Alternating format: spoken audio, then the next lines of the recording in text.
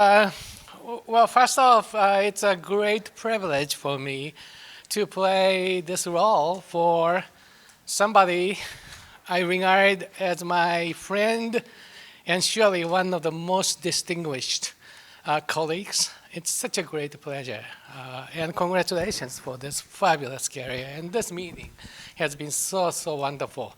And now the role I got is also wonderful. That is to introduce very spirited colleague of mine and ex-colleague of mine who require no introduction. So what kind of work should I do? All right, so it's great to chair this session. And the first speaker is Cindy Lustig, who will be talking about when is working memory worth it? Thank you. Thank you. Thank you, Shinobu.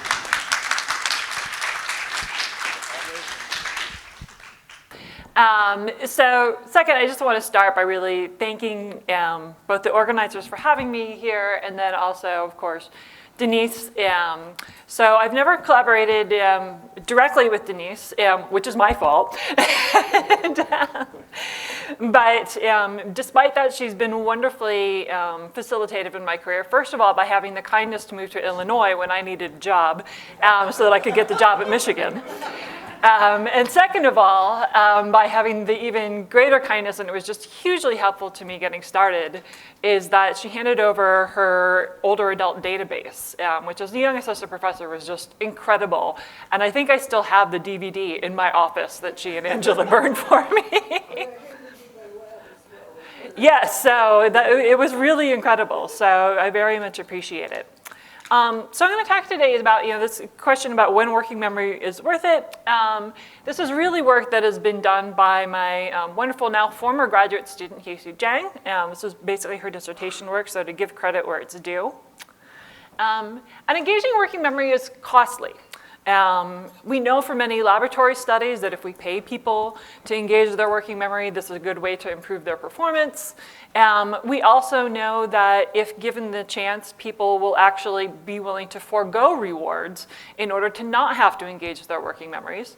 And that older adults will make that trade-off at earlier levels or lower levels of demand than young adults will. And probably many of us sitting in here in this room have done a similar trade-off. Everybody in this room is perfectly smart, and we probably could do our own taxes if we wanted to.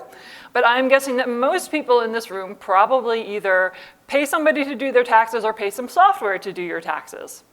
And part of the reason is that we need somebody to engage that working memory, because not engaging our working memory also has costs. It leads to poor decisions.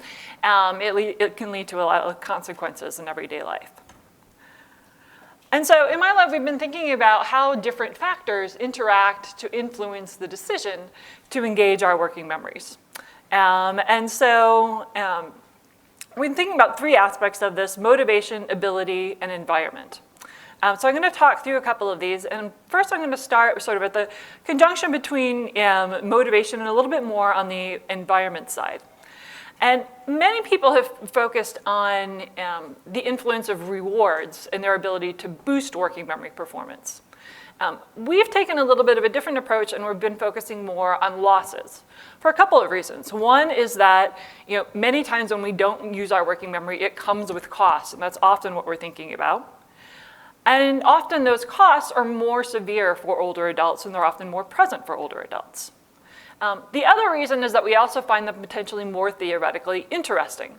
Most theories of cognition and motivation out there will say if you give people reward, they will improve their working memory performance and their top-down control.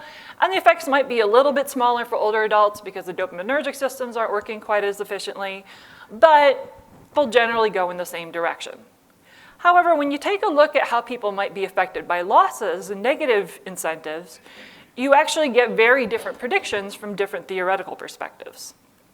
So one of them, so this is especially from Alexandra Freund and her colleagues, would be motivational shift theory. And on this idea, older adults are particularly motivated and incentivized to avoid losses, perhaps because they experience them a lot in everyday life, perhaps because they're a little bit more difficult to recover from. Interestingly, though, at least in a lot of the laboratory studies that have taken a look at incentive effects on working memory and cognitive control performance, you actually find that loss incentives, older adults tend to not be very affected by them. So they either perform rather similarly to, under loss and control conditions within subjects, or they show less of an effect of loss incentives than young adults do, but similar effects of gain incentives. And so here I am calling this the heuristic positivity effect because many people have explained this in terms of the age-related positivity effect, or the idea that older adults tend to ignore negative information. However, I'm calling this a heuristic positivity effect because the people who actually work on socio-emotional selectivity theory, who've come up with this idea of the positivity effect, have a rather more nuanced view of it. And the way they tend to look at it is that, yes, older adults do tend to try to ignore negative information. They're often much better at it. But sometimes that negative information, especially if it's very self-relevant, like let's say if somebody is testing your memory and you want to do really well on that, this is very personal information. In that case, negative information may actually affect older adults more and be particularly disruptive to them.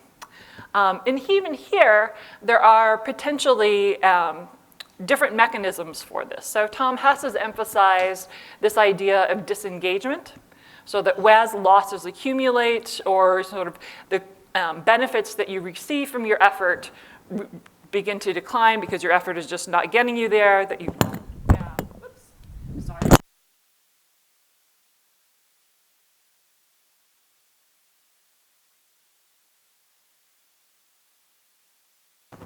And so the idea here is that older adults will disengage as the task becomes more costly and as the effort literally becomes not worth it. Whereas Susan Turk-Charles has taken a different view of this, and she suggests that it may be more of an idea of over-arousal. The older adults are so invested that when they get this negative feedback, they get these losses, that it becomes sort of very upsetting to them, over-arousal, and they're not able to recover from that, and that depresses performance. We've tended to favor more of this latter view, is particularly the disengagement, but we've also added yet another nuance, which is the idea that you also have to think about the task environment and whether it will allow you to disengage. And so here, we've been thinking about this in terms of high constraint versus low constraint task situations. And I'm going to try to explain these constructs using a couple quotes actually from Denise.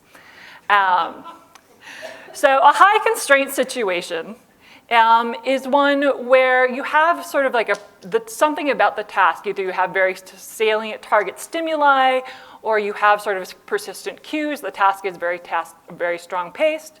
So here we think the performance, even if your intrinsic motivation is quite low, your performance might be relatively well maintained because the task is sort of pushing you. Whereas a low constraint situation is one where when you reduce your motivation, the task kind of lets you match your motivation and match your effort. And so in that case, you're going to see this decrease in performance. And so I found these quotes and what I think is probably a hidden gem of Denise's work, and actually probably more influential than many of us realize on how publication within our field has changed. Because what she was commenting on was how publication in psychology differed at that time from publication in neuroscience, and advocating for a move to shorter, more crisp papers in psychology. And one of the things that she did note is that we also then need to review fast. And so she described this high constraint situation while admitting her own guilt on that front, and said a relentless barrage of emails from a computer is actually pretty effective in motivating my behavior to prioritize a review. And if you think about many of the tasks that we use in a laboratory situation, so a continuous performance task, many working memory tasks, we are sort of giving participants a relentless barrage, right? As soon as they can finish up one, or we often even have a response deadline, they have to respond very quickly, and these features of a task will tend to keep people engaged. Whereas a low constraint situation might be one like you all sitting in this talk right now. If I'm not providing enough stimulation by flinging the microphone across the room, then your attention may wander and you may start looking at your phone. But you can also think of this, I will say, obviously this did not impair Denise's motivation too much, but she did say, I find myself increasingly unenthused to prepare lengthy journal articles that will take quite possibly years of review and revision. And so, many of us can also think of this, right? So, on the one hand, we're highly motivated to write that grant, to write that paper. But on the other hand, it's hard, it demands a lot of working memory. If our motivation is not so good that day, it's very easy for it to resist. And instead, hopefully you go and do a review for me because I've sent you 3 requests already from NeuroImage. So I'm going to talk about this. We've looked at it in a couple different paradigms. I'm going to talk about this specifically in the context of a couple of working memory tasks. And so in one of them, we use what we consider to be a high constraint task. So this is a letter number sequencing task.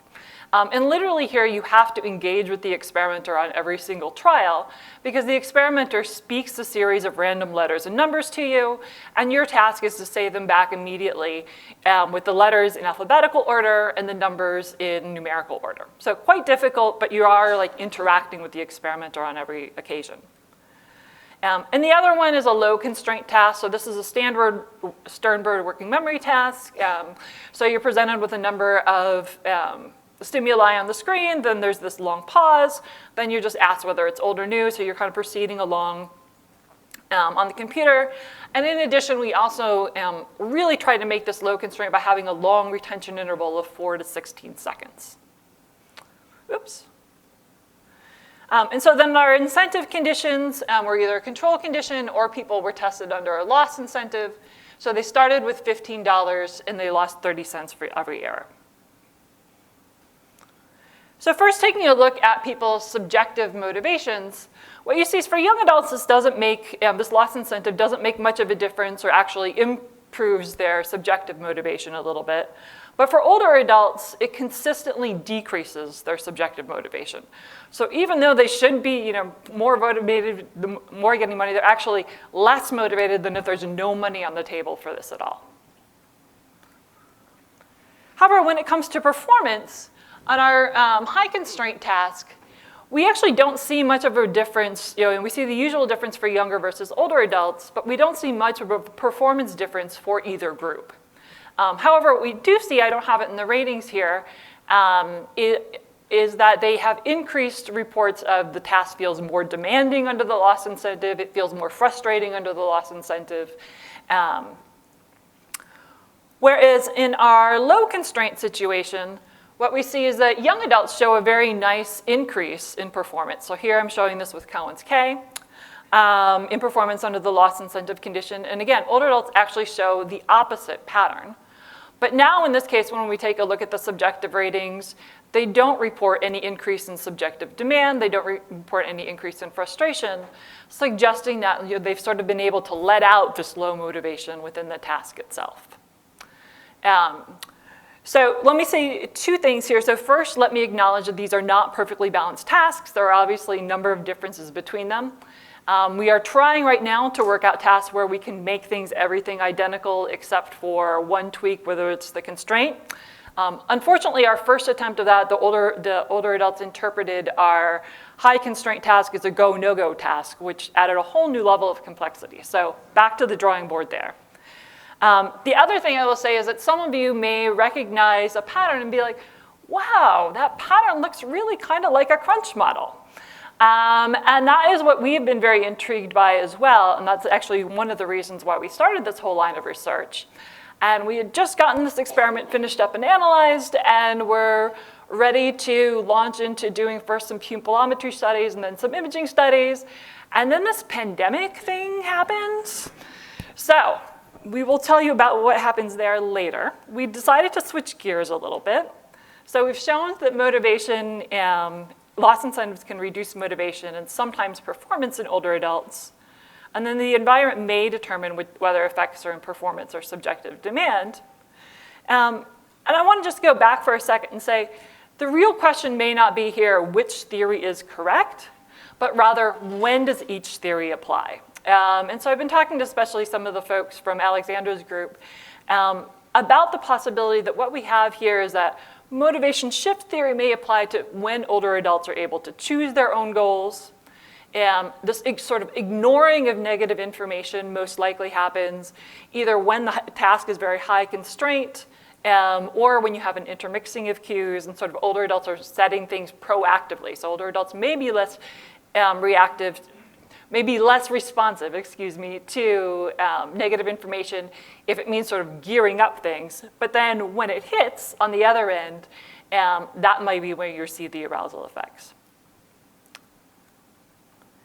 So now, switching gears a little bit, since we had to get past this whole COVID thing, we decided to then add in, okay, how does ability relate to this? And so we switched over to this idea of how do age and ability affect our engagement of working memory, particularly in choice learning tasks. And choice learning tasks are especially interesting because they're tasks where you can balance between different different cognitive processes. And in particular, you can balance between working memory and reinforcement learning, and the degree to which we do that depends on the demands of the task as well. So to give you an example, so one place where we're often doing choice learning is when a new restaurant opens up in town, we're trying to find out what we're going to like there. So when you go to it, if the restaurant is one that has a nice small menu, then you can sort of examine each choice. You're using your working memory, making a relatively cognitive, effortful decision. However, if you go to it and it's the new Cheesecake Factory opened in town, and they have a menu that looks like this, then you're just going to say, I'm going to get the chicken Alfredo, because I know I like that. So you revert to more automatic processes. So Ann Collins has formalized this in a model where she says, working memory, she conceptualizes this as active maintenance. It's very fast learning. It's controlled and effortful, but it's also very vulnerable. Whereas more automatic and implicit reinforcement learning processes, you're learning, sort of updating the value of each choice over time based on your experience. And so we wanted to ask how age and working memory ability affect how people balance these. And because, of course, I had to bring in this figure. Because as we know, some of these activities decline more in older adults than do young adults. I do have to say that after hearing last night that Denise got her start actually in animal learning, I am a little disappointed that there's not reinforcement learning on this graph, but these more semantic and automatic processes seem to be relatively maintained. And then we can also ask the question, do they find the right balance?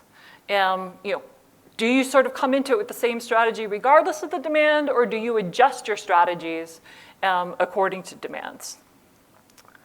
Or another way to put this in relation to the STAC model, which Patty's going to talk about, is I want to bring especially to your attention here this idea of this compensatory scaffolding, or the idea that we bring in extra processes to support when the original processes aren't working quite as well, or if they've gone into decline.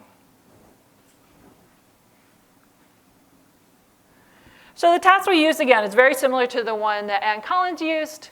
And so basically, you're just seeing some stimuli come up on the screen, and you're learning through trial and error what response is the correct one to give, and you're racking up points that you'll eventually receive money for. And you're learning the correct response for each exemplar through trial and error. And so what we can do is we can also vary the number of choice outcome pairs that you have to learn. So you might think that when you are, just have one to learn, that's very easy to hold in your working memory, no problem. But when you get up to 6, that's a lot of things to remember. So working memory maybe can't handle all of this. So you begin to rely more and more on reinforcement learning. And so Ann has conceptualized this, and we basically adapted her model. So working memory here is it remembers the information about the stimulus and action pairs, sort of one-shot learning, but noisy one-shot learning. So as you increase the number of stimulus response pairs that need to be learned, it gets more and more noisy and less reliable. Whereas reinforcement learning is modeled so it slowly updates the value of each stimulus and response pair. And so then you can say, well, what is the weighting of that? And how do people either sort of explore new options versus exploiting? But really the critical thing is this is slow, but it's very reliable, and it's not affected by the set size. The really critical thing here, the parameter that we're going to take on, focus on the most, is this idea of mixture weight. So mixture weight is basically the model's estimate of how much a person is relying on working memory processes versus reinforcement learning processes at each set size.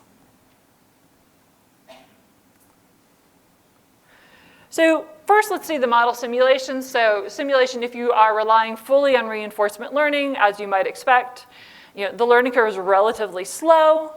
But again, because it just considers each stimulus response pair on its own without thinking about the larger set size, it really doesn't differ depending on the set sizes. Whereas full working memory, hey, when I can hold everything in my working memory with 1 or 2 items, then I do just fine. But as I go on and I'm exceeding working memory, then performance declines. And so as you expect, when you take a look at the actual data, so these are data from young adults, middle-aged adults, and older adults. Here I'm showing it combined. So people's results are kind of in the middle, suggesting that they do, in fact, mix these processes. So our next step then was basically taking a look at Bayesian model estimation and asking what parameters, and especially which mixture weights, would lead to the pattern of the data that we observe. And so what I'm going to show you next are basically distributions of these Bayesian mixture weights at each set size. And so as you would expect, so when you just have one item, people are pretty strongly they're pretty strongly relying just on working memory. Even at 2 items, we're starting to get a little lazy and starting to rely a little bit more on reinforcement learning. And then by 3 items, we've sort of crossed the line to greater reliance on reinforcement learning. And then if you just take a look at everybody as a group, you can see they basically kind of hang out around that same component. However, what gets really interesting is now when we separate people out by our young adults, our middle-aged adults, and our older adults. And young adults actually do pretty much follow the expected pattern. But older adults in particular, as the demand gets higher, they return back to using working memory processes. And so even though those working memory processes should not be helping them and actually should be less reliable than simply relying on reinforcement learning. And interestingly, the low capacity group does something quite similar. So these are relatively new findings. We're still working through what they mean. And the 2 possibilities that we're looking at right now is that this is sort of a metacognitive failure, that they aren't realizing which strategies are the correct ones. The other one that I think actually could be quite interesting for applying these to neural data eventually is that these may be attempts to rescue performance via this sort of scaffolding. The other reason I'm quite excited about this modeling approach is I think it gives us a new window potentially into thinking about when we see additional activations for older adults. Is this an optimal sort of thing, or that is actually beneficial and compensatory, or does this reflect the flip side where it's a malfunctioning system?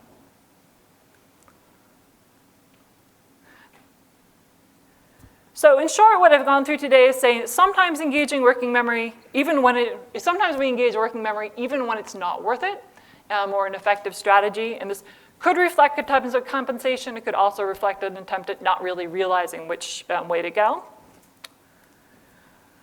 We have shown also that loss incentives can reduce motivation and performance. Potentially, this is a signal that the effort is not paying off. And if the task allows us to, then we will disengage. But in sum, I think it's important to think about this sort of triple combination between ability, motivation, and environment. And so I don't think all of us can ever hope to achieve Denise's level of ability or motivation.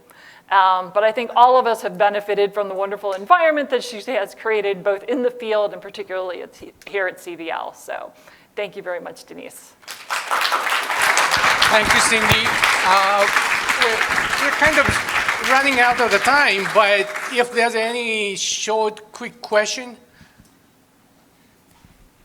I'm curious, your older adult group, I'm able to see, do you have older adults that are not learning at all? Because I know that fits some of these kinds of models before you see older adults. We have not, although I will say these are prolific older adults, so these are like pretty super older adults. I wouldn't be surprised. That would actually be really interesting to do to bring it into a wider range of ability. All right, thank you, Cindy. Thank you. Sure. So our next speaker is Trey Hedden. He's going to talk about the many facets of brain aging. So I'm hoping to avoid Cindy's problem of throwing off the, the mic by making sure it's securely attached first. All right, so the subtitle of my talk is kind of a misleading one because we're not actually going to do an enumeration. And the answer to that question really is probably not. Neither can we count the many facets of brain aging, and neither can we count the ways that Denise has contributed to all of our lives and our research in the field. But what's amazing to me is that in this group of people and this special place of the CVL that Denise founded, is that we all share in what I think of as our shared enterprise. We all have a common goal. And that we approach it in different ways, and you've already seen some of those myriad ways, and you'll see more of them, whether it's through cultural influences or whether it's the details of working memory and motivation, or whether it's the kind of overarching view that I'm going to give. But we're trying to characterize the cognitive changes that accompany aging. And there's just the simple matter of, well, what is the phenomenon that we're studying? What is this thing that we think of as cognitive aging? But more importantly, we're going to try to elucidate the origins of that cognitive change, for which I say age acts as a proxy. And this is something that goes back to when I was a graduate student with Denise, and she was recruiting me into her lab, and I thought to myself, I'm interested in cognition. I'm not particularly interested in aging, except insofar as aging can be a window into the way that cognition works. And over time, I got more and more interested in aging and in all the other developmental processes that go along with that, the neurodegeneration. But I still come back to that. I'm trying to actually explain away age. Age is something to be understood as a myriad number of processes, as Naftali alluded to. And if we can understand those processes, we're not going to talk about age anymore. We're going to be talking about those specific processes. And so how do we go about doing that? Well, we're trying to identify the biomarkers that we can use to point towards those processes, because many of the processes are not directly observable. And then we're trying to understand the interrelationships of what I think of as these brain changes which influence our cognition, so we can see how all of this fits together. It's really a giant puzzle that we're all working on. And then ultimately, we'd like to predict and then mitigate that cognitive change. And so most of what I do is really on this first bullet point of improving early diagnosis and differential diagnosis. So that's how I see my role in this enterprise, is trying to understand how can we best predict the individual differences and understand who is going to be most vulnerable as they get older to these various cognitive changes, and who is going to have resilience factors, and that's the second bullet. And then what can we learn from those people who do have the resilience factors that we could then apply and take to other people to help us guide intervention strategies and maybe even develop certain types of therapies. So I'm going to start with an article this was actually the first article that I worked on in data. It's not the first article that we published in Denise's lab when I was a graduate student, but it's the one that when I came into her lab in Michigan was already underway, and it was a huge in scope to me. So I was working on these tiny little detailed mathematical models of cognition and theory of mind using subjects that numbered in the tens. And here was Denise saying, let's do this study with 345 people that we're going to collect. We're going to bring them in over 3 days and do these giant cognitive batteries on them. And she had done work like this before at Georgia, but she brought it to Michigan, and she developed this project. And it wasn't until 2002 that the article was actually published, which maybe we now understand a little bit better after Cindy showed us that article of why that is. But the influence of this thing is amazing. And so you can see down here at the bottom, it's been cited 1,063 times. And for those of you who don't keep track of these things, if you get an article cited 50 to 100 times, that's really good. This is 10 times that. It was cited 93 times just last year. It's still influential. Well, I helped write it, and then I've read it multiple times, but so at least one person. But so this is the actual image from the article itself. So there have been these colorized versions that are nice, but I like going back to the original. And it characterizes very well this phenomenon of cognitive aging. So we've actually made quite a lot of progress through Denise's work, through other people's work, of characterizing these cognitive changes.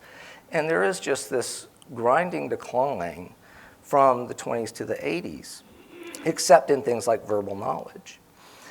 And I'll show you, people will argue about, well, is it really that bad if you're using longitudinal data? There's kind of a leveling off in midlife, but we can reconcile that, and I'll show you that on the next slide. But the other thing that we did in this study, really under Denise's guidance, was to look at how many of these different pieces of cognition interoperated. And so we weren't looking at individual tasks per se, but forming constructs to try and eliminate the measurement error, reduce the measurement error, so that we could then understand how each of these processes was interrelated to one another. And at the time, there's some influential theories like the primary processing speed theory of aging, where essentially everything's running through speed, and that's explaining all of the other memory deficits, et cetera, that we see. And another theory at the time was the common cause hypothesis, where biological factors that influence things like vision and audition would influence this as well. And what we've come to understand, I think, now is that there's not a single cause like that. It's many different things. Each of these has its own influences. There are some that will influence throughout, will have that running thread and influence throughout, but there are other processes that are occurring. And so cognitive aging, what we think of is a multifactorial process. All right, so I alluded to trying to reconcile cross-sectional and longitudinal estimates. This is data from Tim Salthouse in the Virginia study, where he did some very detailed work and looked at practice effects and selection bias. So as you bring in older adults, they become more and more select because especially if you're focusing on cognitively normal older adults, because they don't remain cognitively normal if they have problems. And so you see the cross-sectional and longitudinal estimates converge quite nicely if you are able to account for those two factors, the practice effects and selection bias. This slide I have mixed feelings about. It's from my close colleague, Risa Sperling, and she's made the aging line kind of shallow. It's not, I think it's steeper than this. But that's because she's focusing on this Alzheimer's disease side of it, the dashed line. And I show this slide because it separates out the preclinical, the MCI, and dementia phases of Alzheimer's disease, and shows that we have a lot of focus now on the preclinical side. So even individuals who are indistinguishable from cognitively normal older adults, if they have amyloid in their brain, if they have tau in their brain, they have neurodegeneration going on, they very likely are already on this pathway towards Alzheimer's disease. And one of the things we need to do as a community is to try and understand what can we attribute to that progression and what can we attribute to what we think of as cognitive aging. And so how do we do that? Well, we peer into the crystal ball of the brain. At least that's how I've taken the approach. And so two guiding questions for me have been, which brain markers hold meaningful contributions to age-related cognitive variation, and can we combine many brain markers to better predict that variation? So we have somebody in the scanner for an hour, and we might do 10 or 11 different MRI sequences. If they're also getting a PET scan, that's another type of imaging that we can get, whether it's an amyloid scan, a FDG scan, or now a tau scan, or as you'll see, a dopamine scan. And so we did this study.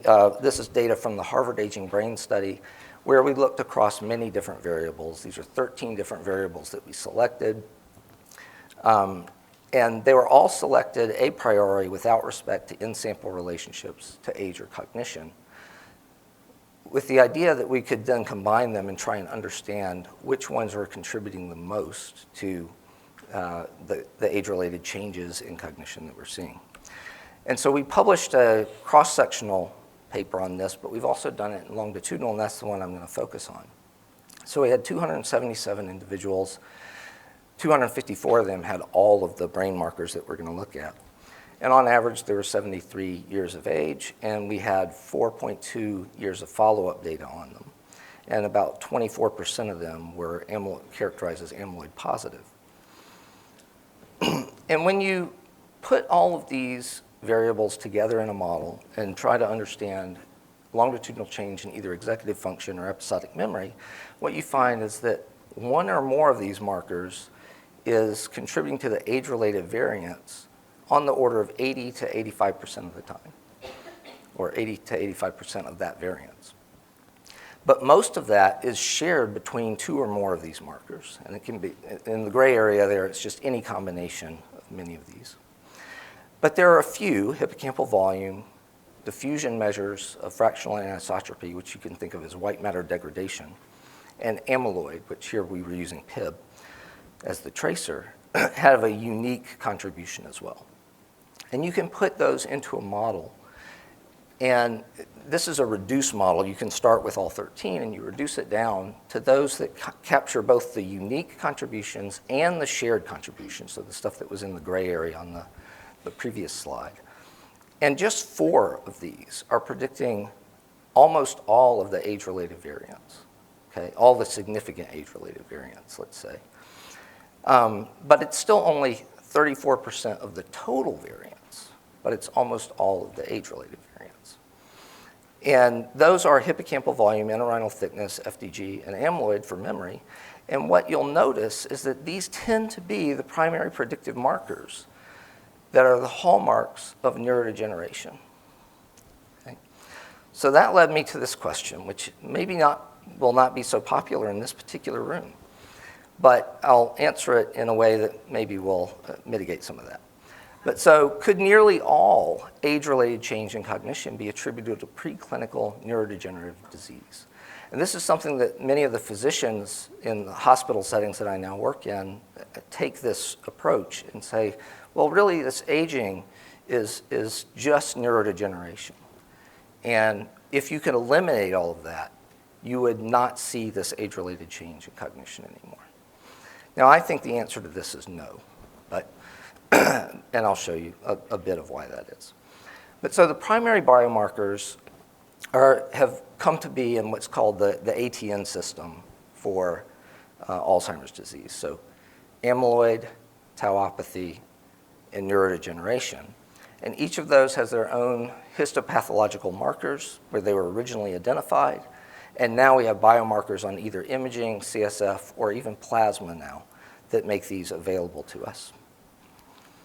And if you look at, you saw this already from Gerard, but if you look at the amyloid prevalence by age, we've known for a very long time from the histopathological studies that amyloid does increase with age.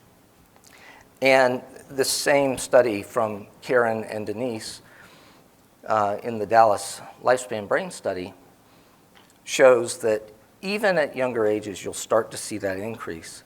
But it's really after about 60 years of age where people cross that threshold and become red dots on this particular slide, but cross the threshold into being what we categorize as amyloid positive.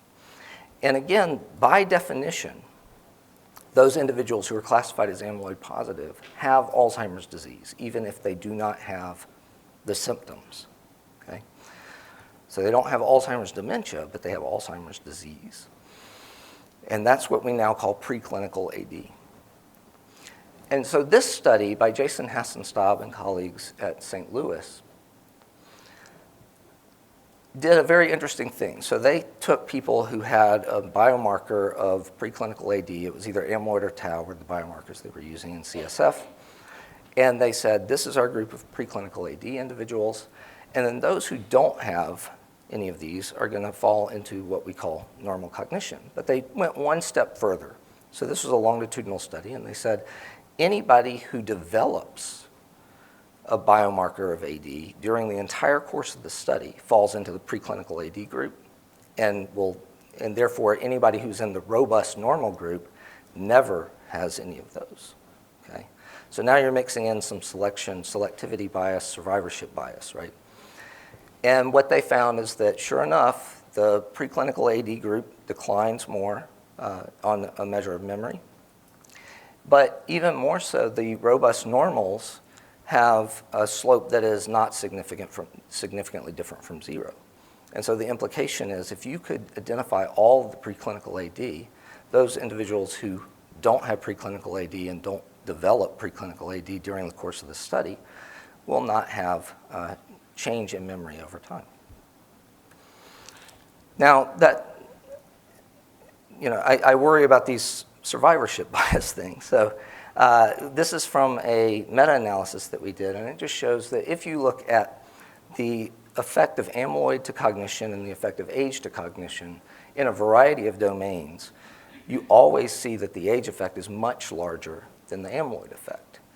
And you can actually do some math and determine, well, how much of it is explained or unexplained by amyloid. And so the age variance unexplained by amyloid ranges from 82% on up.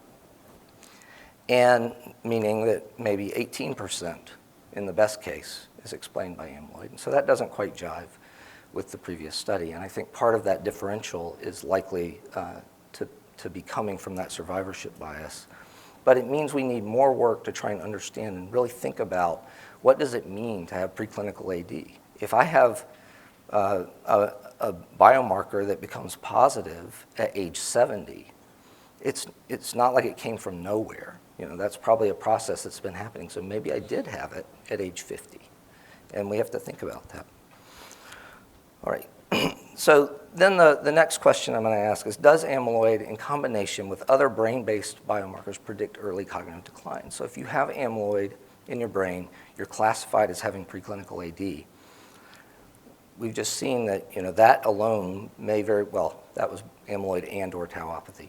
So that alone may predict cognitive change. But what if you have something else going on in your brain as well? And this is a model that I think of as amyloid plus. And what you'll see is that amyloid plus almost anything bad is bad. So this is a study that came out of the Harvard Aging Brain Study.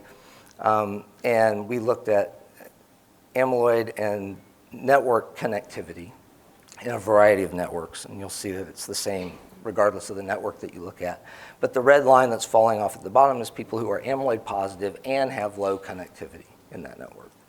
And they have a clear, sharper decline over time on this measure.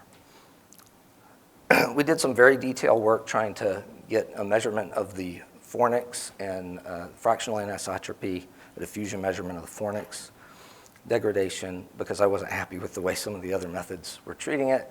Did this very detailed work, got this nice method, and then we plugged that into the model. And sure enough, individuals with high amyloid and lower Fornix, that's the red line here, show decline over time, or faster decline over time in memory. And then harking back to some of the data that Naftali showed, if you take CVD risk and examine those individuals who have amyloid plus CVD risk, they are the ones who are declining faster over time.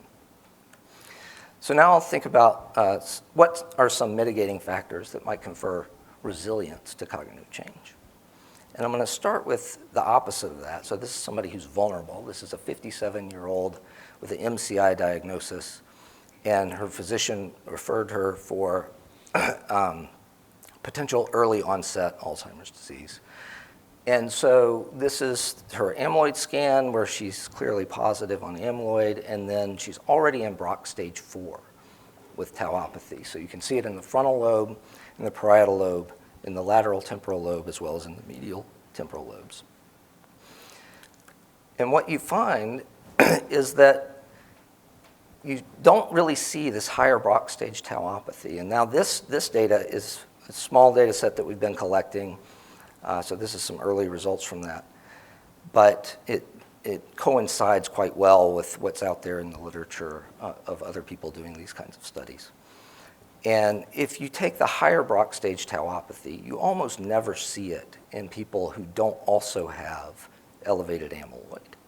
And even in some of the data that Gerard was showing, you could infer that from it. And so, if you're thinking about, well, if you want to avoid tauopathy, maybe you need to avoid amyloid first. And of course, that's been a strategy that has been tried many times and so far hasn't worked so well. Although it actually does seem to help you, if you look into the details of the data, it does seem to help you avoid tauopathy. It just doesn't make you better on cognition.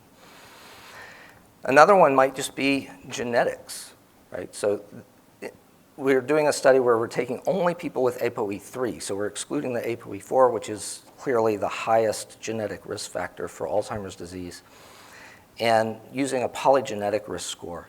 And this is just an example of two different subjects, both men, one 71 with a low PRS and one 68, so slightly younger with a high PRS, polygenic risk score.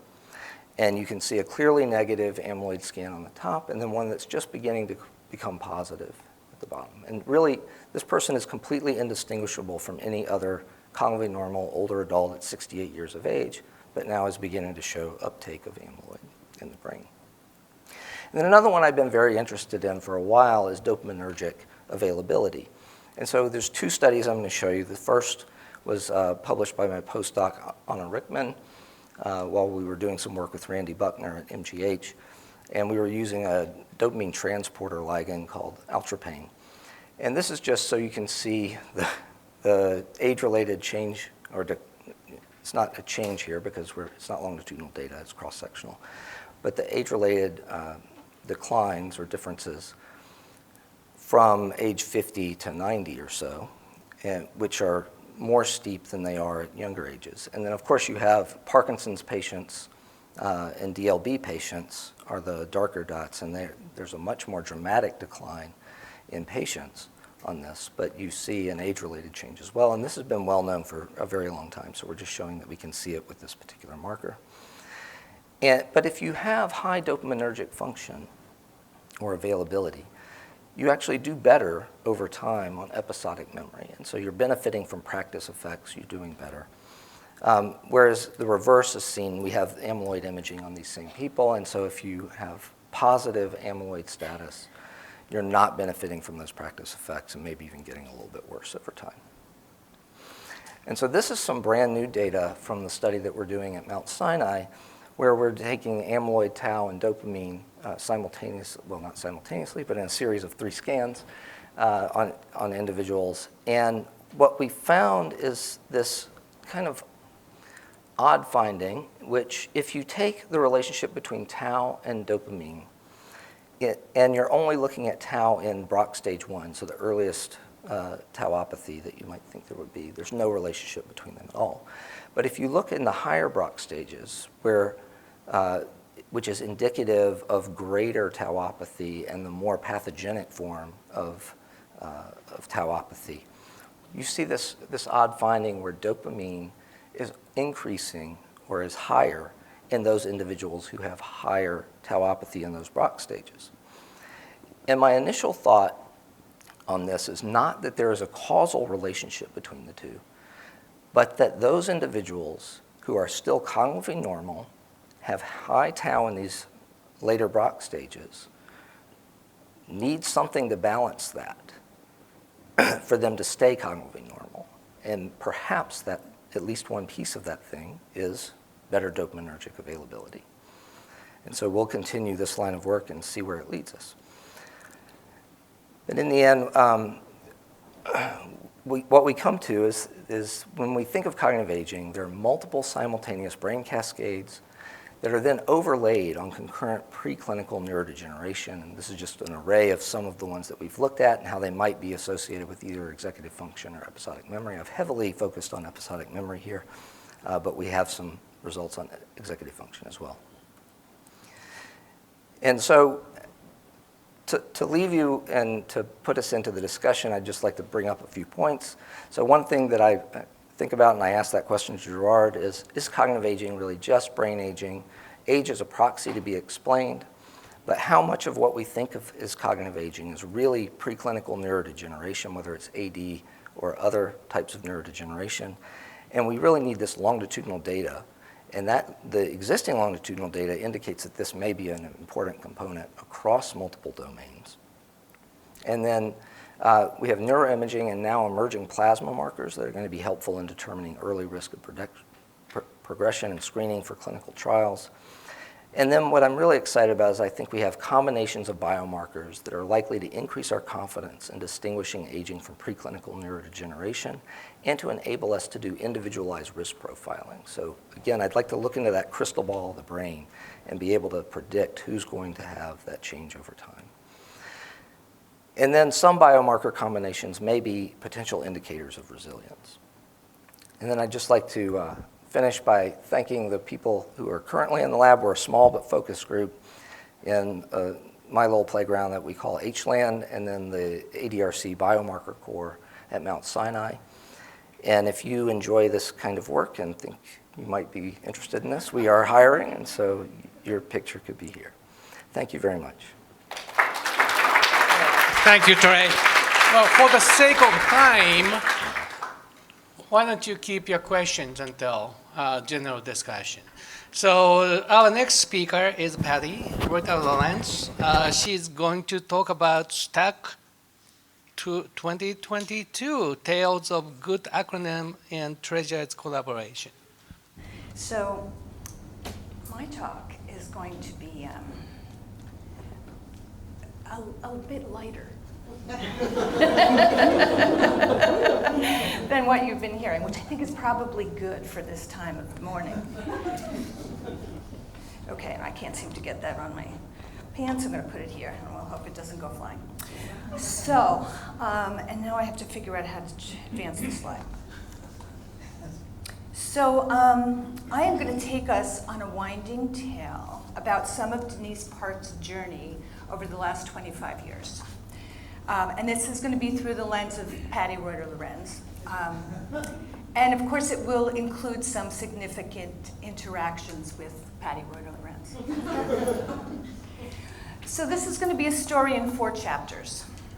We'll start with the Michigan years, the Dark Age, Dazzling Dallas, and then the story of STAC. And we'll end with an epilogue. The Michigan years.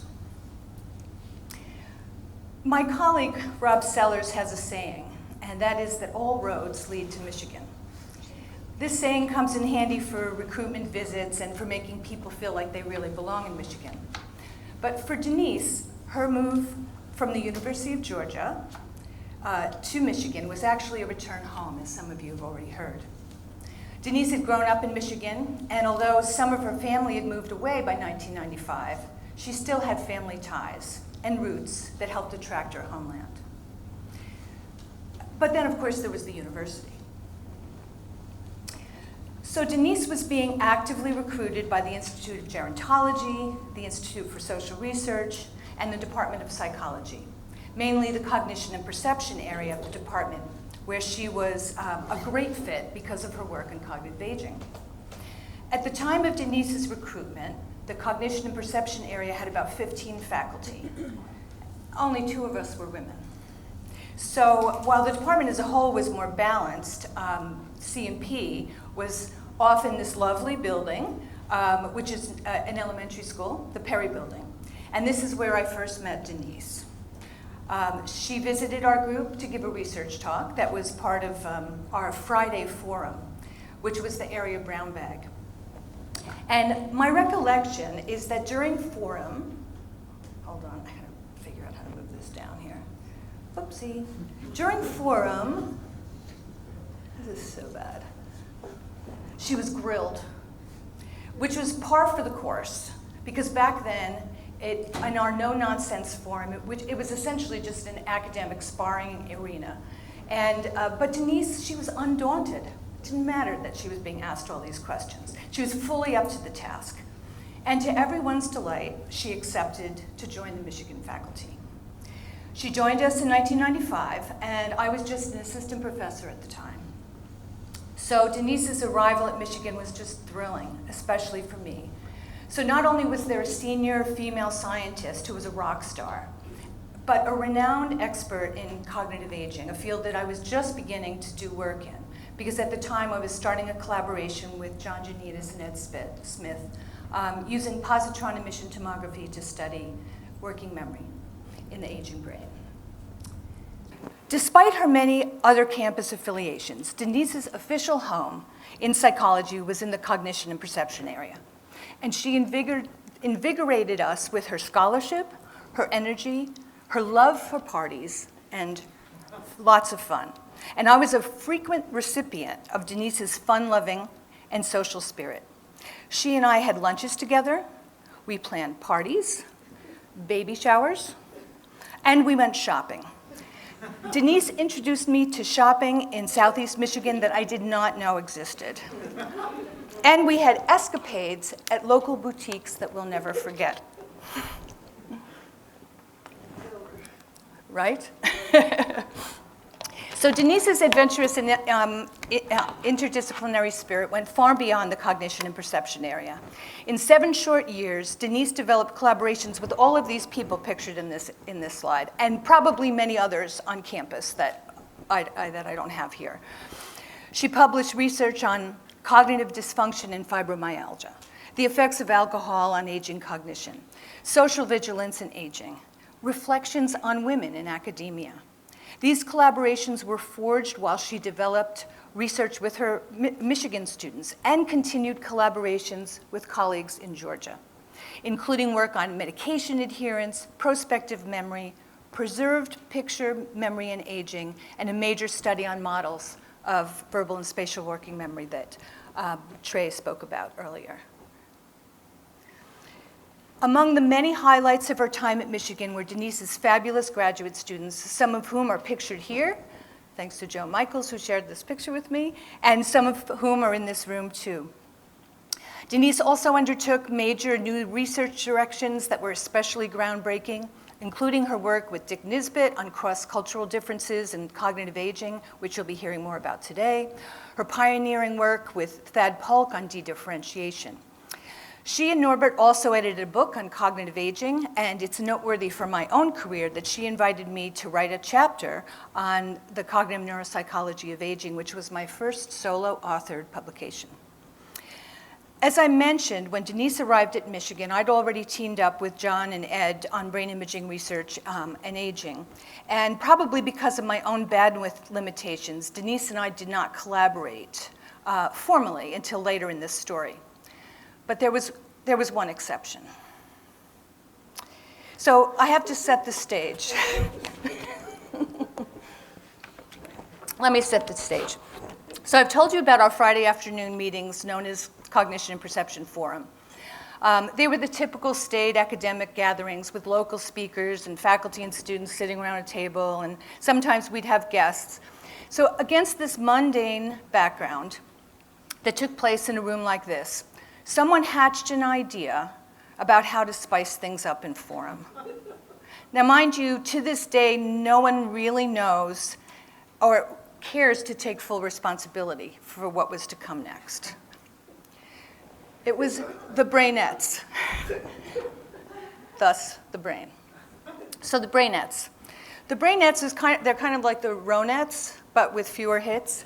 And it included me, Colleen Seifert, and Denise. We were sort of a one-hit wonder, a half-baked plot. None of us really remembered the details.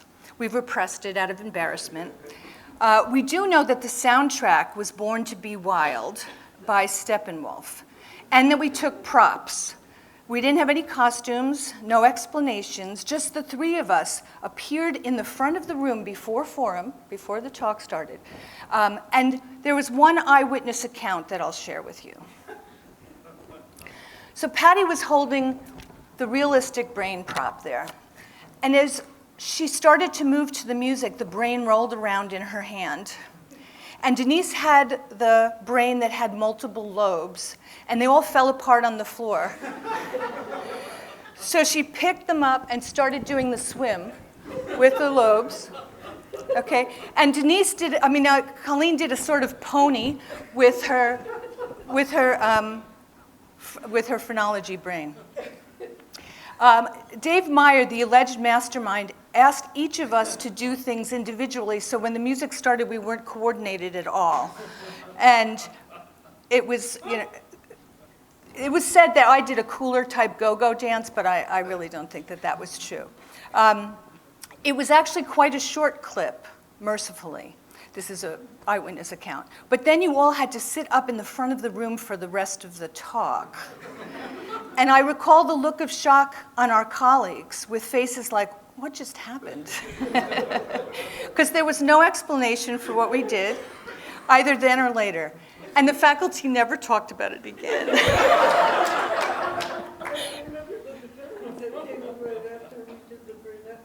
What happened? Oh, is that what it was? I can't believe we had costumes on. In any case. Okay, so that was the highlight of my collaboration with Denise while she was at Michigan. Not too long after that, she left Michigan. No connection to the brainettes. She went on to the next step of her career, which I refer to as the Dark Ages. But I'm sure Denise had an amazing time at the University of Illinois. But for me, it was somewhat of the Dark Ages because I only visited once, and we didn't go shopping when I was there. So I know, exactly, right?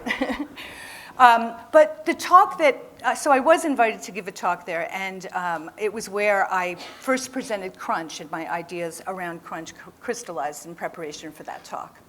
So apart from that, Denise and I reconnected in 2007 as she was moving to Dallas, and we met at a rooftop restaurant that probably looked something like this, and we were at Psychonomics. And it was at that dinner that Denise and I bemoaned that apart from the brainettes, we really hadn't published or collaborated together, so maybe we should try to do something. Now, I don't know if she planned this in advance.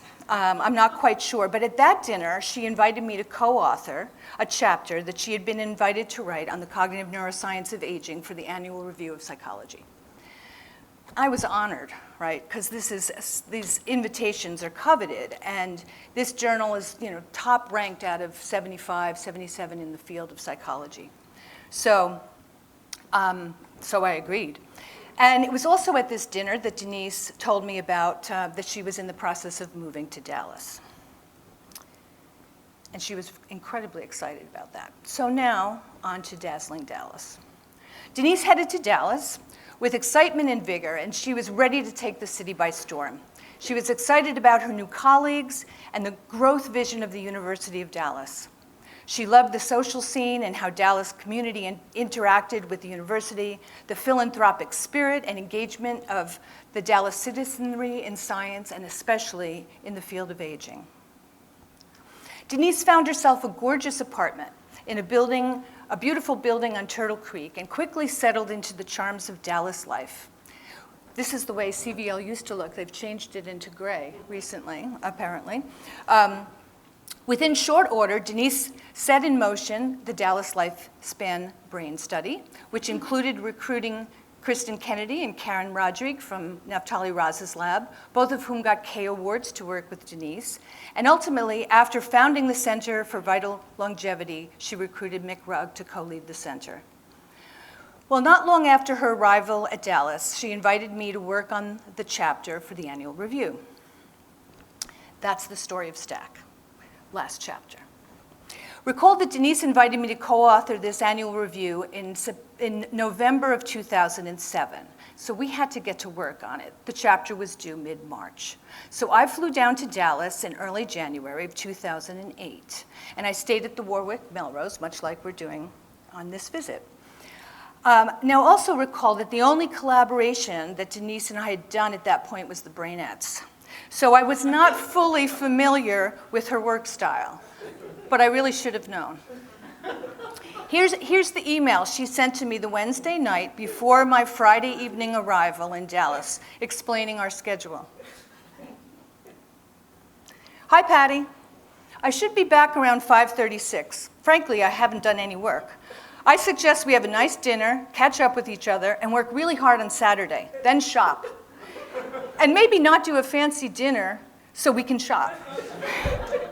And then work again on Sunday and have dinner with Sandy on Sunday night. Overall, I'm very flex. Can't wait to see you.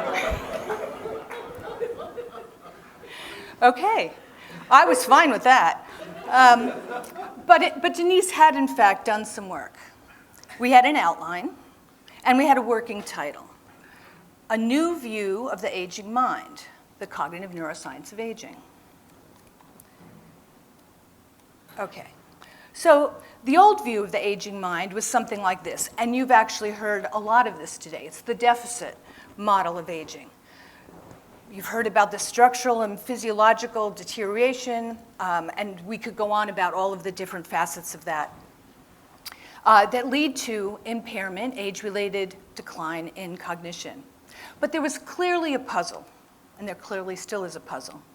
As we went on to articulate in our chapter, the puzzle for cognitive neuroscientists is not so much in explaining age-related decline, although clearly that's a puzzle, but rather in understanding the high level of cognitive success that can be maintained by older adults in the face of such significant neurobiological challenge. So to explain preserved performance in older adults, our chapter was surely going to incorporate ideas of compensation. There was Roberto Cabeza's Harold model, my Crunch model, especially with respect to finding of prefrontal overactivation in older adults. But somehow something was missing. We needed a broader picture.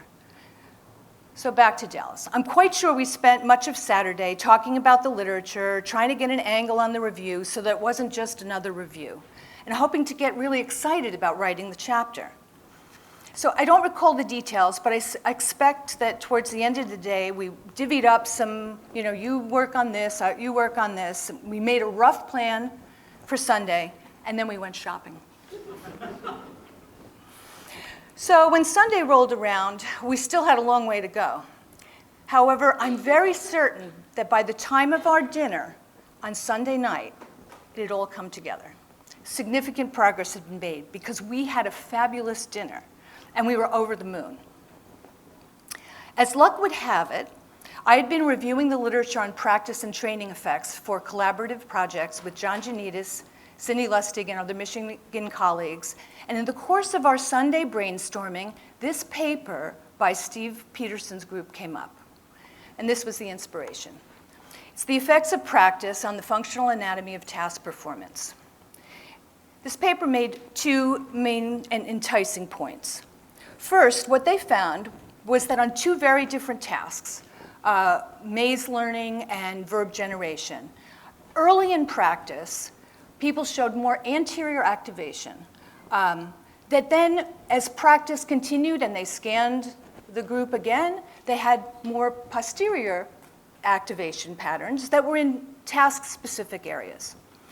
So the activation shifted from anterior to more task-specific regions. So the way that they interpreted this finding was that in early learning, there were scaffolding regions that were needed for less skilled, more effortful performance. And this was associated with greater anterior activity. Well, with these ideas, Denise and I were off and running. The idea of scaffolding inspired the scaffolding theory of aging and cognition. That's STAC.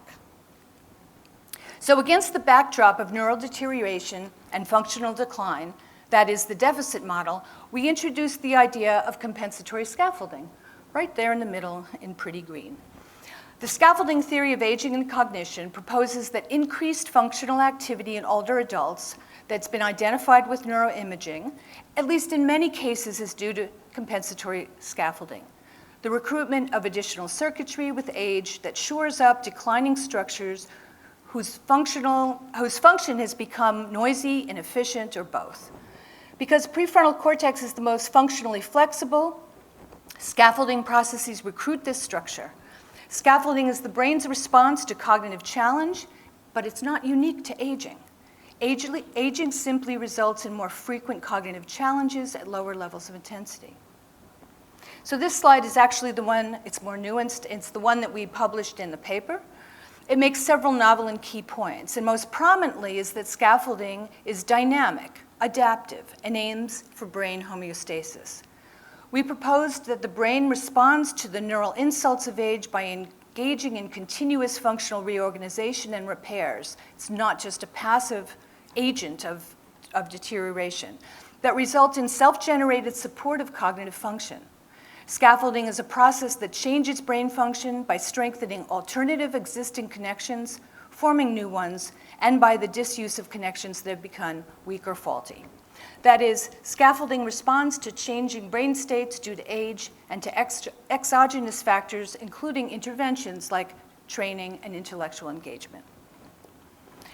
Just a couple more points about STAC. So according to STAC, the STAC model, scaffolding goes beyond compensation in several key ways.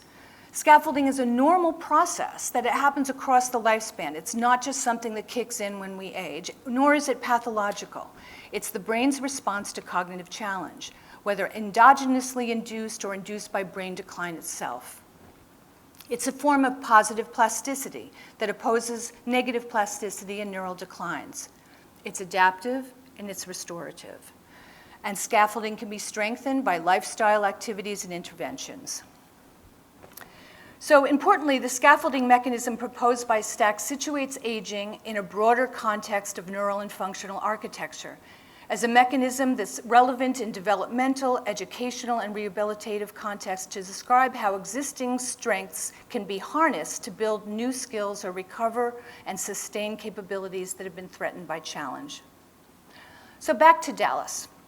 By Sunday dinner, many of these ideas had bubbled up to the surface, and we were ecstatic that we had this novel, unifying theme for our chapter. So off I flew back to Ann Arbor with plans to write different sections of the chapter over the intervening months, because we had a couple of months.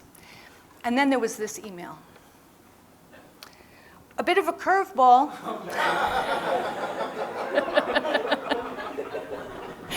The annual review is actually due February 15th, not March 15th. Now, 2 months wasn't really enough to write the chapter in the first place, but now we only had 1 month. Anyway, we still went shopping. So, but we made it, because you know how Denise is. These, you know, it happened. We got the chapter. Here's what it looked like in all its glory. Then a few years later, we revised it, and this was the original model is cross-sectional, so we introduced STAC-R, which was a longitudinal model. It included 2 important new developments here, neural enriching factors and neural depleting factors that accumulate over the lifespan and can influence the rate of cognitive change and the level of cognition, as well as influencing the, aside from influencing brain structure and function, also the capacity for compensatory scaffolding. This is the version of the model that we published in the paper. I just want to say a couple things. I mean, I don't mean to be bragging about myself, but this is the papers that I wrote with Denise, and they have continued to have massive influence on the field. This is not from Web of Science. It's from I guess it's this other. It's from papers somehow. In any case, yes. Okay, so in any case, these are the citations for both of the papers. So the STAC original paper has been cited over 1,600 times, but what I want to say about this is that 21% of the citations have been in the past 2 years. So that it's still highly cited, and it has continued interest. It's also been cited 245 more times than the average paper in the field. Likewise, STAC-R, the more recent model, 44% of its citations have been within the past 2 years. So they're still having a lot of influence, and I thank Denise for inviting me to be part of the product. STAC-R has been translated to Chinese. It's been incorporated in other major reviews. And even in a more recent annual review of psychology, the scaffolding, compensatory scaffolding is here in this center. I don't know if I'm showing you it, but in the yellow box, you can see that they've incorporated this idea. In rehabilitation, it's had some influence in 2 different papers, and it's also been on a blog post in this nice little cartoon. I think it's also been the framework for the Dallas Lifespan Brain Study, which has been the framework for this study which you heard something about. I hope you'll hear more about it this afternoon, but I'll just read you, for those of you that don't know, I'll read you from the website what it says. It's an epic research effort designed to understand fully what a healthy brain looks like and how it functions at each decade of life from 20 through 90. And I'll stop there with that description. So just in closing, let me give the epilogue here. So this slide captures some of the things that Denise and I often did together when I came to visit her in Dallas. North Park is the mall that we would go to, but we usually went to Saks, not the mall. We ate a lot from Eatzi's, loved Eatzi's, and every once in a while we'd go out to a fancy restaurant, to Toulouse. I like that place. Before we went to a gala, we would go and get our hair done and that's the beauty salon. And of course we hung out at CVL, and we also invented the scaffolding theory of aging cognition. So thank you, Denise, my dear friend, my treasured collaborator, and fellow brainette. Thank you, Patty. So now I think we should move on to general discussion led by Karen.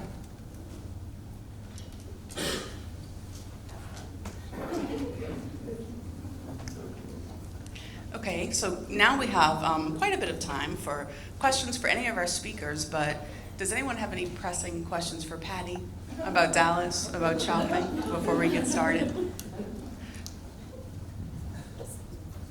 Just one observation. NIH would prefer it if nobody ever moved.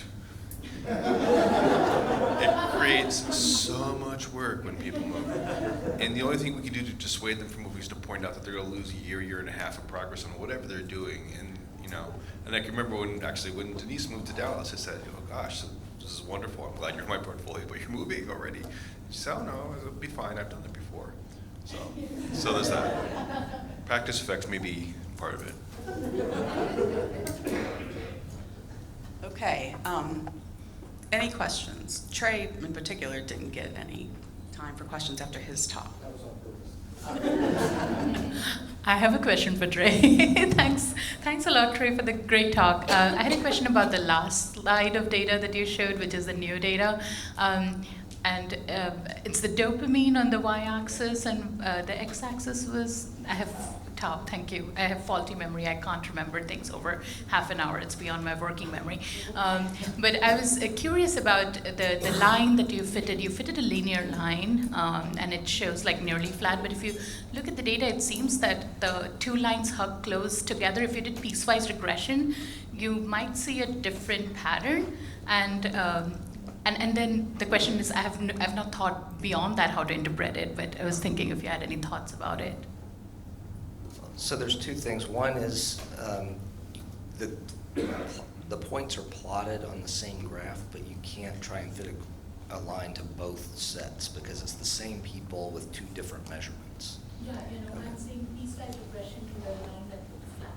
Okay. Just that one. Yeah, so there is one person who's kind of up toward the top, and I think that impression is mostly being driven by that one person. They don't have enough weight in the data, but of course what we will do is continue to collect data and see if that flatness holds out or not. But we'll definitely look at whether there's a curvilinear or piecewise, once we have more data. This is really early days still.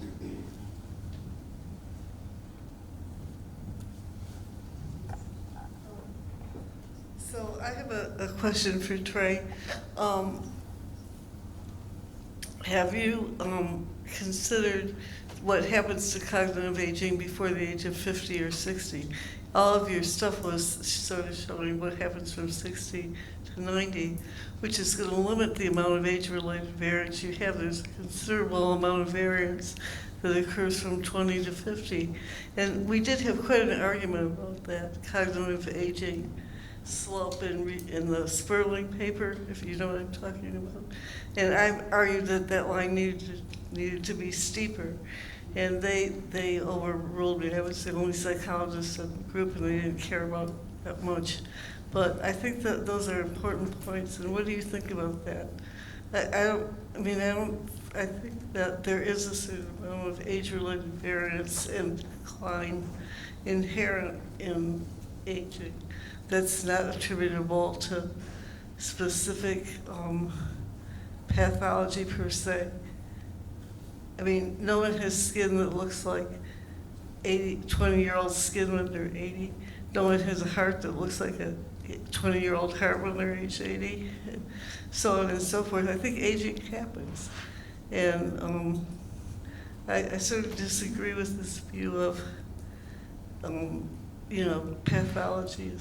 But it is pathology, but it's normal age-related pathology as opposed to specific pathology that's associated with specific issues.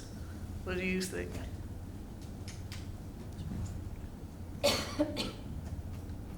Yeah, so you bring up a whole host of wonderful points and things that we've both been thinking about for many, many years. And I totally agree with you that line should be steeper in that particular graph. But the way I tend to think about it, and it harks back to Naftali's as well, is that even when you're talking about harder skin, these are processes that do change over time, and so we naturally think about them as being typical age-related change. But if you could stop it, you probably would, right? And so in that sense, it is pathological. And the entire point that I was trying to stress is that there are many, many different measurements that you can make, a myriad of changes, and all of those are going to have influences. And so I'm showing you data from studies that, where we're taking people starting at about the age of 60 and tracking them over time. And in part, that's because the studies are designed to look at these pathologies that are primarily elevated and seen in sufficient quantity after age 60. But your work and the work of others and stuff that we were doing, the paper that I cited, stuff we were doing 20 years ago, shows that those declines definitely do start between age 20 and 50. And I think it's a continuous process, and you have to pick and choose how you're going to understand and organize and target the different things that you can do. So, I think everybody would agree you should be exercising better and taking care of your heart better regardless, and that will help. But if you can avoid some of these other pathologies that occur later in life, you'll want to do that as well. And then, and if you have compensatory strategies that you can apply, why not do that too?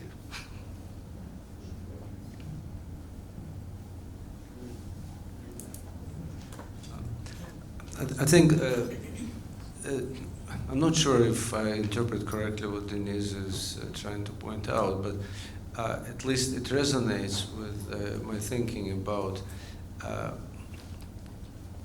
it's not productive to, in my opinion at least, it's not productive to look at the aging from this medical perspective like it's another box, another diagnostic category. It's very unlikely that biological processes are categorical. It's useful if you're a clinician and you cannot operate on somebody just because on the continuum he may have 70% chance of appendicitis. So you have to categorize. But the same thing when you apply to changes in cognition, it's multiplication of those categories. So it's Alzheimer, then it's MCI because you can't really say Alzheimer, and then it's pre-MCI, and it's basically, it's a continuum, and what's happening, I think, in interpretation of this continuum, people frequently confuse the nonlinearity with discontinuity, that there is very unlikely to be some discontinuous entity called Alzheimer's disease. There is a non-linear sort of threshold-like phenomenon probably that, and the same is true about Alzheimer type pathology, the same is true about dopamine loss in the substantia nigra. It happens in normal aging, but eventually somebody winds up with Parkinson. It's the same is true about all the cardiovascular and metabolic risk factors. So I think it probably would be a good idea to move away from this categorical approach and just look what determines the trajectories of aging. What are the individual differences? How people age differently. And that's the whole strength of longitudinal approach. And no cross-sectional study will give you this information. You literally have to follow people through, and Denise's contribution, of course, this wonderful longitudinal study that I can tell you extremely difficult to pull off. And I think we need more of that and continue Denise's enterprise.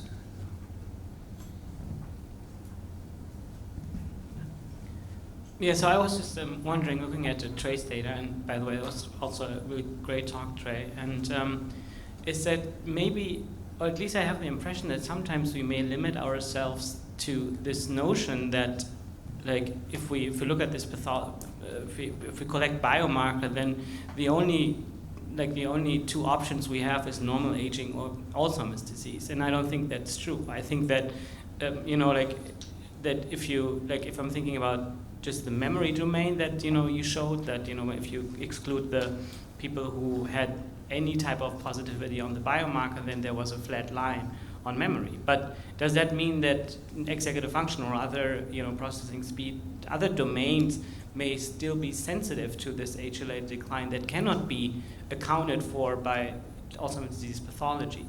And I think and then also, I think, it's a complex thing, because then we also have this idea of cognitive resilience and reserve, and what does that do to age-related decline? In the sense, do they not age as fast, or what are the factors that contributes to this flat line? And that was just a comment that I had. One thing that I wanted to suggest is that we spend more time looking at middle age. For example, people comment that the default that work declines with age. It actually declines with middle age. And a lot of things that we thought were age effects, because we could only afford to do extreme groups when we first started doing this research, we find that it's middle age where the decline begins. And you see a significant difference between young and middle age when we add those subjects in. So I think we have a mistaken view to some extent of aging that's due really to the cost of imaging and to the limitations of access to equipment when we first got started. And now that we can do these larger studies, I think understand the roots of aging are in young adulthood and middle age. I don't think we understand that very well at all. And one final plug, a paper by C. Chen is coming out in neuroimaging that shows the longitudinal effects of compensation over time, and there's multiple authors on it, including a number of people in this room. And I think it's very informative. It's on the web. I have a follow-up question related to Denise's reference to limitation of tools and how that's constrained us over time. There are several of the leaders of our field in this room, and I think it's interesting to reflect on the fact that most of our theories, or our more modern MRI-derived theories of the aging brain and cognitive aging, were formulated without the ability to look inside the living human brain to see if there is plaque there. So this was pre-amyloid imaging that these theories were formed. So for Patty, Cindy, Mick, Denise, anyone, but what are your thoughts? Have you looked back to kind of reflect on those theories and see if they need revision? Because particularly in regards, well, in all the imaging work, but a lot of the functional work, when you actually look and you're able to have the information of who has detectable amyloid, it's subclinical most of the time in a healthy aging study that's well controlled and well screened, we see there's interesting findings that show a different pattern of functional brain activation. And so I'm not saying the conclusions that we've drawn are wrong, but we've certainly drawn conclusions and proposed theories without knowing this information about older adults. So I think that's a great point, but I'd expand it a little bit. Looking at amyloid and tau is like looking under where the lamppost is to find your keys. They happen to be two signs of, shall we say, unsuccessful aging that happen to be detectable at the moment. But in fact, there's probably many other factors that at the moment we can't get a really good handle on with non-invasive imaging, which are also mediating and moderating factors for cognition and for aging. So your point is very well taken, but if we expand it, we're always a little bit in the dark. Of course, I'm not saying we shouldn't take account of those factors that we can measure, but we should be aware that there's more to what's mediating aging and age-related changes in the brain than amyloid and one form of tau. I mean, important point, I think Gerard and Trey would agree, that the current tau imaging images one species of tau, the species of tau that happens to be the one that's most preponderant in Alzheimer's pathology. It doesn't do a great job of imaging other species of tau, which are really bad news and don't need amyloid to produce neurodegeneration and to produce very, very serious cognitive decline, progressive supranuclear palsy, say, being a case in point. So I think we should always be humble about the fact that we're not measuring everything, and there are cliches. There are known unknowns and there are unknown unknowns, and we don't know what the unknown unknowns are. We're not invading Iraq, so it's not quite so serious, perhaps. But nonetheless, I think your point is part of a broader point.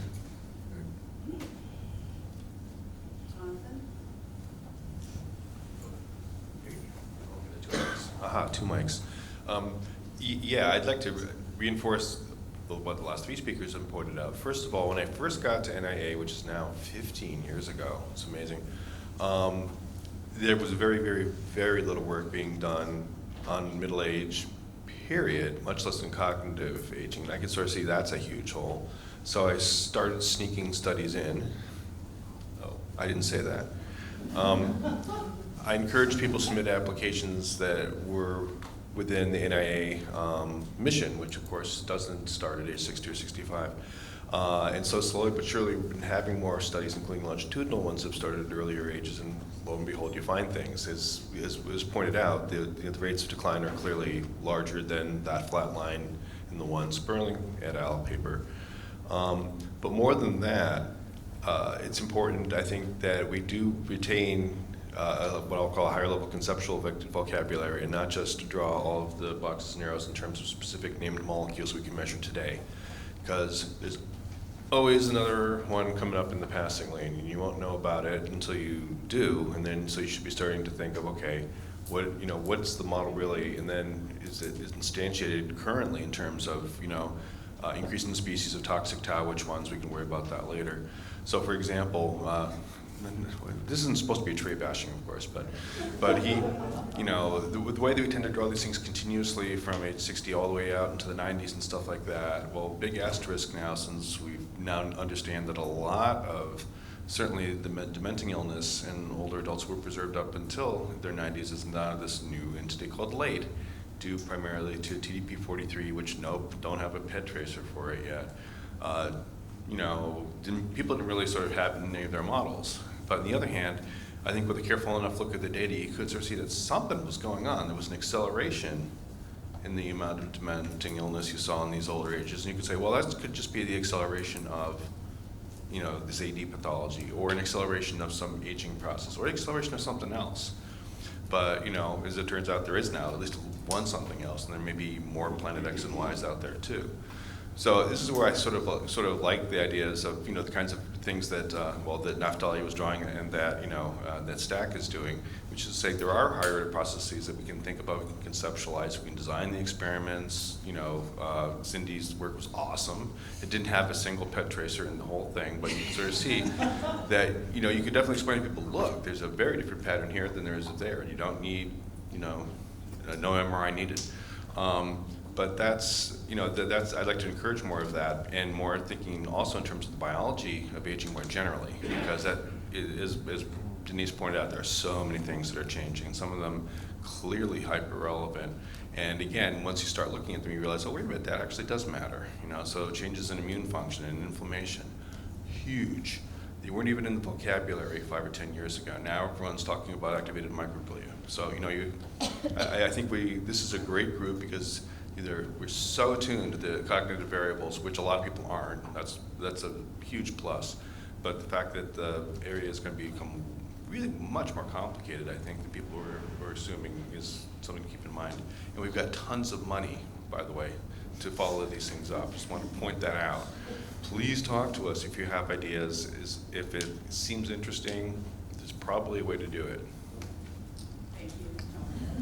We're going to bring this session to a close, so we have time for lunch and get back in a timely fashion. I've been asked to make one very important announcement, which is this is for all the carnivores in the room.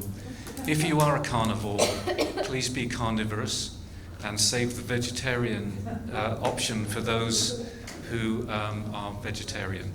We have plenty of both, but we'd like to make sure that there are no distraught vegetarians who discover that carnivores have decided to go vegetarian just for this lunch hour.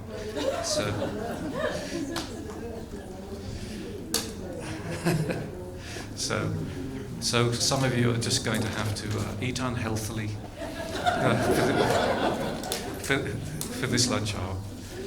You can make, and you can make up for it at the barbecue tonight. Thank you very much. Thanks to all the speakers and for a great discussion.